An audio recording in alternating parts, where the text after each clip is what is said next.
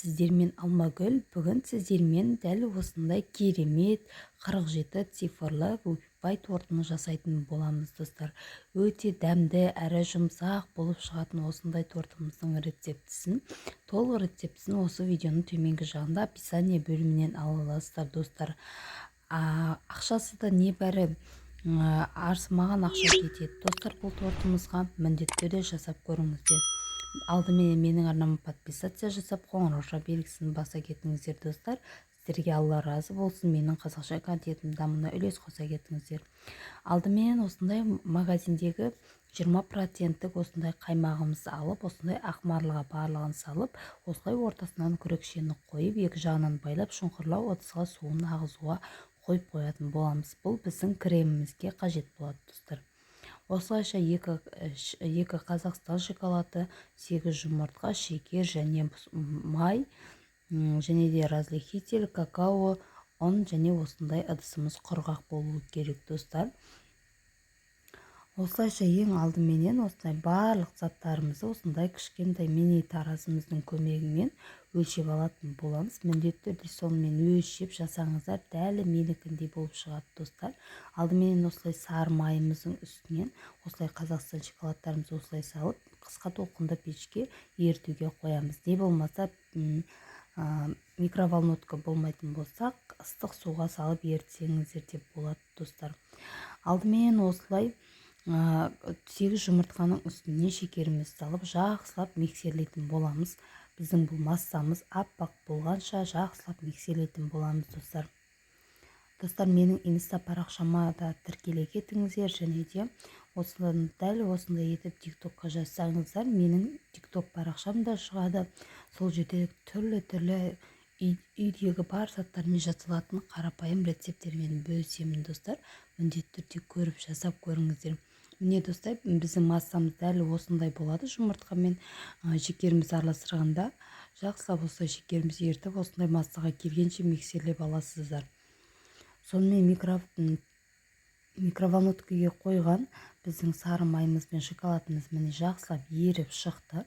Енді осы майымыз бен шоколадымыз жақсылап араластырып алатын боламыз. Біздің бұл шоколадты массамыз біздің тортымыздың дәмін келтіруге және де түсін қанық қылуға қажет болады достар. Сондықтан да осылай етіп қосамыз. Бұл пай тортымыздың негізгі қосылатын заты деп айтуға да болады. Дәл осы енді шоколадты массамызды жаңағы жұмыртқалы массамызға құйып, екеуін жақсылап бір түске енгенше миксерлейтін боламыз достар. Өте дәмді болып, керемет болып шығады. Бұл тортымызды бюджетный торт деп айтсақ та болады. Бұл тортыма менің небәрі 4000 теңгедей ақшам кетті. Ал кондитерлік магазиндерге заказ беріп жасатсаңыздар, тем более сливки, творожный сырмен жасататын болсаңыздар, бұл тортымызға кемінде 14-15 мың теңге алады.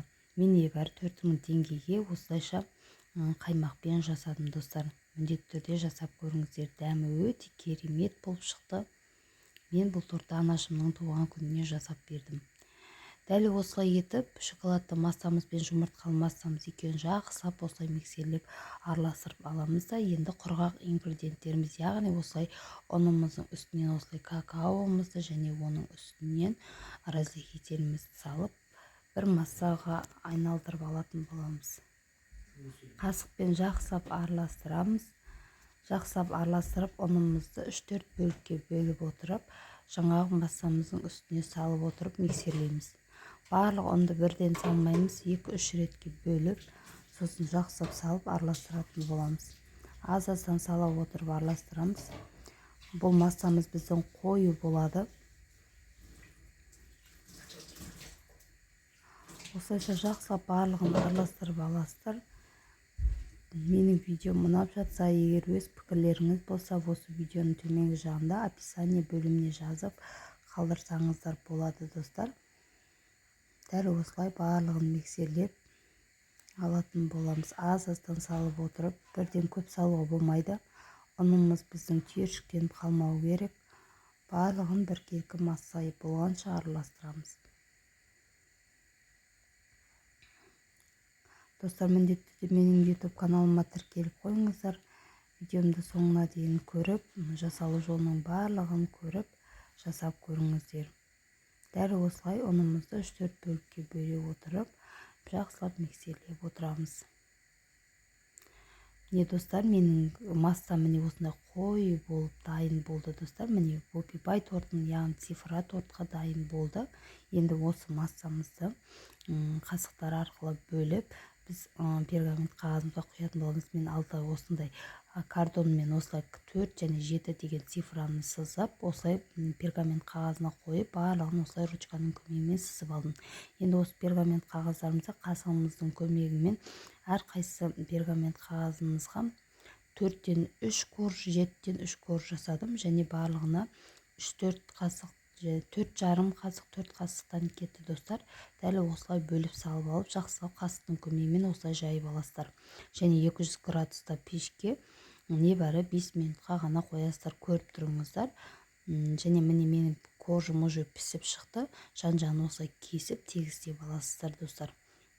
Менің мына қаймағымның суы біраз сырғыпты. Мен асығыстықпен бұл қаймағымды негізінде алып жатырмын. Бұны тағы да 4-5 сағатқа қойып, қаймақ қою болғанша ұстасаңыздар, бізде шарик шығаратындай масса крем болады достар. Соның өзінде міне менің қаймағым кішкене қоюласқан. Осы енді қаймағымыздың үстінен аздаған 2-3 қасық сахарный пудра салып, жақсылап қасықтың көмегімен араластырып, енді осы массамызды торттарымның үстіне жағып, барлық торттарымды жинап алдым достар. Сіздер бұның орнына сливки, не болмаса сливки мен творожный сыр, сары майонез, сгущенка, дәл осы мен сияқты қаймақпен сахарный пудраны араластырып жасасаңыздар да болады достар.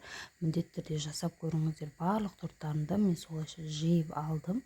Жағып осылайша шарик шығарып істейтін болсаңыздар, қаймағымызды 5-6 сағатқа қойып, суын жақсып сырғытуларыңыз керек достар.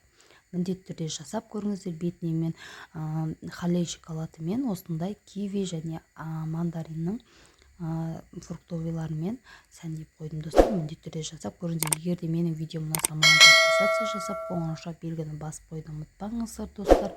Міндетті түрде жасап көріңіздер дегім келеді. Өте жұмсақ, нәзік, тәбетті болып шыққан достар.